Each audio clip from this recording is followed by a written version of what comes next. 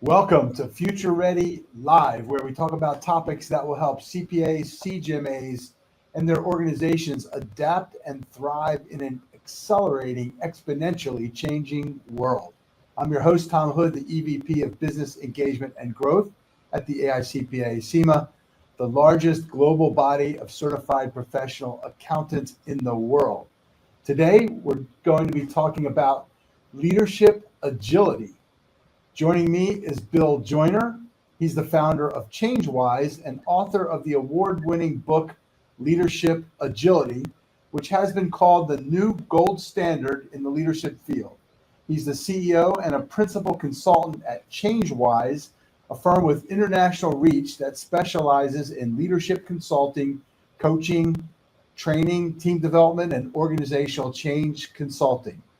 At the AICPA CIMA, we're working with Bill and his organization to develop our leadership team, and I am part of his program. And I'm great to say I'm reading this book, Bill, and it's been fascinating. So let's get right to it. Let's start with the what and why behind leadership agility. What prompted you to write this book? Well, Tom, first of all, it's really a pleasure to be with you today. Thank you for making me part of your program. I got interested in what ultimately became leadership agility back at the beginning of my career. When I was just coming out of college, I discovered the field of organization development, which would become my career field.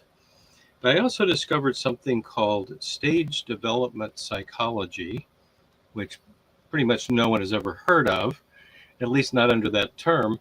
And that was always an area of interest to me, and particularly the role. So what was that about? That is the terminology that's used these days for that approach is called vertical development. So there's a distinction between horizontal leadership development, which is I'm learning new skills, I'm gaining new knowledge. Vertical development is where I develop new cognitive and emotional capacities. So my thinking becomes more complex. I have greater emotional intelligence. And the interesting thing is that these capacities develop in very well-researched, well-defined stages. It's sort of like a roadmap. And what I've done is I've made connections between what does it look like for a leader to be developed into a later stage of development, meaning having these capacities more fully developed. Is that just sort of a nice to have thing that has no real impact on their leadership effectiveness? In fact, it turns out that it has a huge impact. And I'll give you a little outline of that in a minute. But I think that's the most unique thing about this particular model of leadership is that it ties together leadership behavior with well-researched stages of personal development. Gotcha. And obviously the idea of leadership agility, which is what really sparked my interest, is in a world of this accelerating exponential change, leaders are faced with more and more massive, complex, and critical decisions. And I'm guessing that's exactly what you're dealing with, is to get us all to that extra level of leadership in order to handle this kind of a complex, rapidly changing environment. That's absolutely right. I mean, when I was writing the book, I was searching for the right title, the right terminology for this approach. And I was asking myself, look at all the kinds of ways in which people develop through these stages. What is the common denominator? What would sum up what's really going on here? And the word agility came to me. This was before I even knew about the agile movement. Seemed to capture everything. And of course, it fits so well into today's environment, which is just changing faster and faster and faster and becoming more interconnected and more complex and very, very challenging to deal with. So break it down a little bit. Talk about the kind of your framework and how this thing works.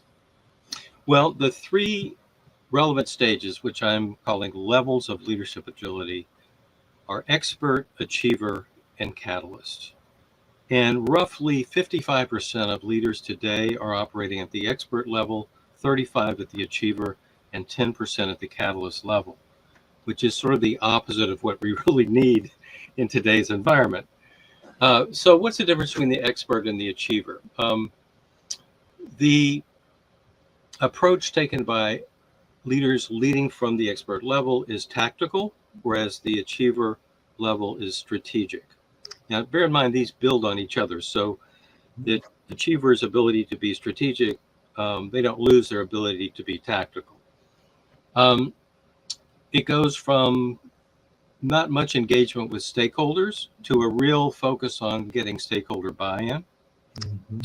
It goes from focusing on one problem or entity at a time, like a department, looking at things sort of in isolation and not in their larger context. That's a hallmark of the expert approach. At each level, there's more of an ability to zoom out.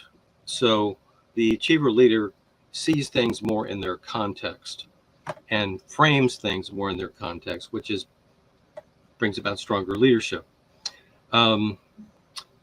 There's a difference in terms of learning about oneself and developing oneself. So at the expert level, that is focused mainly on new skills, new knowledge.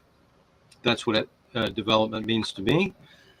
At the achiever level, I'm more interested in things that will help me achieve my desired outcomes. So that could include things about myself, as well as, learning new things. Yeah.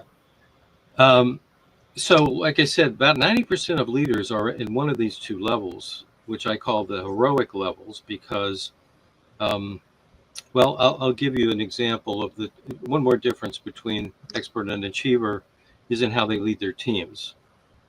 So you've probably seen this many times.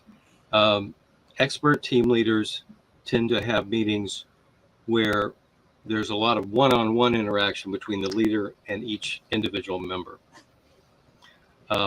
They're not really focused on group problem solving, group discussion, which is more of an achiever approach to leading teams. But both of those approaches are, the expert approach is sort of, I have to do it all myself. And the achiever is more like, I need to work through my team, but I'm also carrying a big burden that I have to do everything myself. So that's hence the term heroic. Got it. Yeah.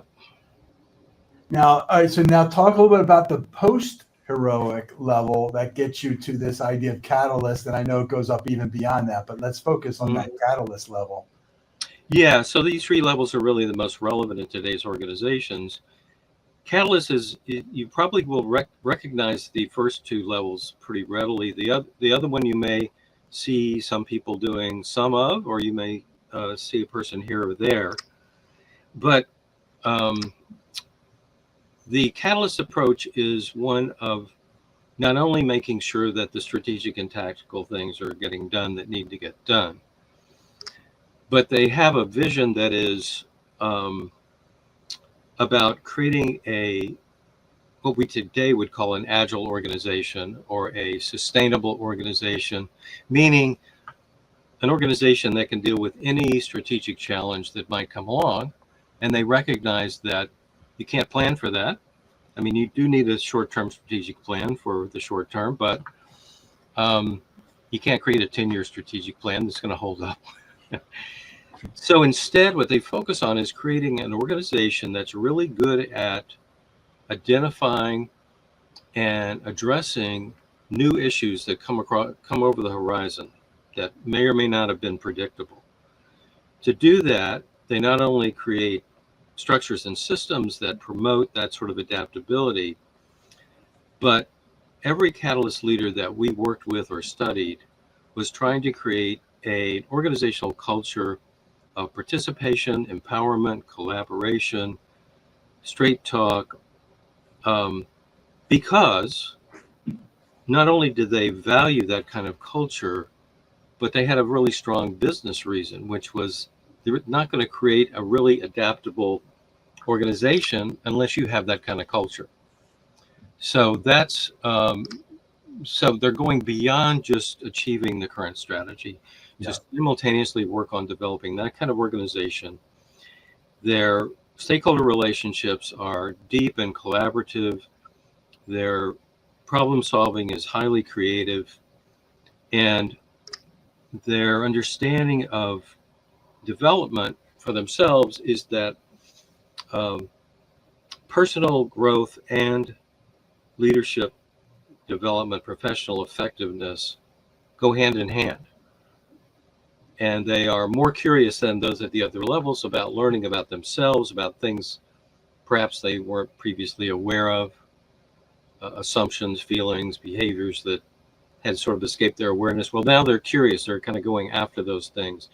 And if you ever had a chance to either work with them as somebody leading your organization, or if you're a coach, have a client like that, you can see how their learning is sort of supercharged because of all of these capabilities that they've developed. Now, how would you create a culture of leadership agility in like our organization, for instance? For example, well, there are many ways that it can be approached. The approach we use most of the time, or some version of 360 feedback and coaching. Mm-hmm. We have a leadership agility 360 that not only tells you where you are on the spectrum of levels of agility, but in a way more importantly for a 360, they point out areas where you could develop further and improve, but specifically within your leadership of change, your leadership of your team, and your what we call pivotal conversations. And this makes the feedback much more specific and actionable. And so we can create very robust action plans off of that. And then we have leadership agility coaching methods that we found will help leaders not only simultaneously address whatever their current challenges are, but also help them grow to the next level of agility. So there are workshops as well. There are other kinds of activities, some of which can be done with a group as a whole. But the backbone is often this 360 feedback and coaching process. Gotcha. And we'll drop links for the audience in the show notes here. But so how does a leader raise their current level of leadership agility? And I think that you point to that chapter in your book. Talk about the 5 Eds and how that could help them think through this, because I love it in the book and it really does make sense. Well, thank you. Yeah, that's been a favorite chapter of people who've read the book. It's the second one, and it basically it tells a fictional story that's based on in-depth research. So it says, let's assume you have this person who's coming in and has to turn around this organization. How are they going to go about doing it? And first you have a description of somebody who's leading from the expert level. And then you have somebody who has all exact same characteristics, same background, same personality, everything else, but they're coming at it from achiever. And you see how they would approach it. And it's quite different. And then the cat, same with a catalyst. There are 2 other levels, but these are kind of, beyond where most of us need to be focusing at the moment. So one thing, we designed the book in part so you could use it as a kind of a diagnostic tool. You could read this chapter and you could say to yourself, where do I recognize myself? And it may not all be in the same level, right? But sort of, and then what are some things I may not be doing that I'm seeing somebody in this chapter doing? And I think, hey, that would be interesting. I haven't quite done that yet, and that could be really helpful.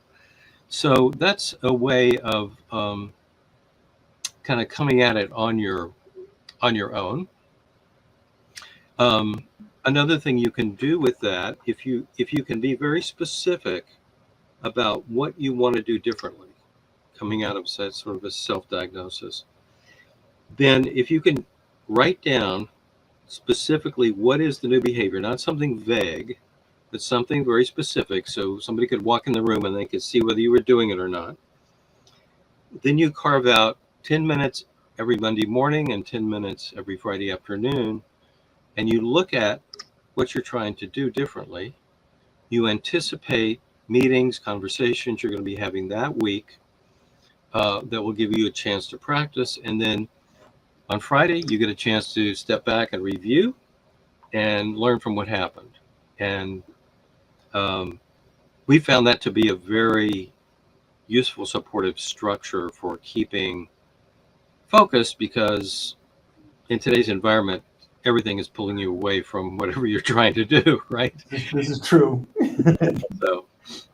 So that's excellent advice, and I'm going to take that myself, because I'm already doing I've done the self-assessment. I'm looking at that 5 eds, and it is very prescriptive. I mean, you've got great examples, as you say, of those pivotal conversations. I can identify with the scenarios, and then you just take that and begin to apply it. So it becomes a nice cookbook, how to raise that leadership agility level for you wherever you are from that standpoint. So I love this, and we're looking forward to continuing our work with you and how this evolves our whole organization, by the way, which all right, one final question, and then I'll go to the wrap up part. But okay.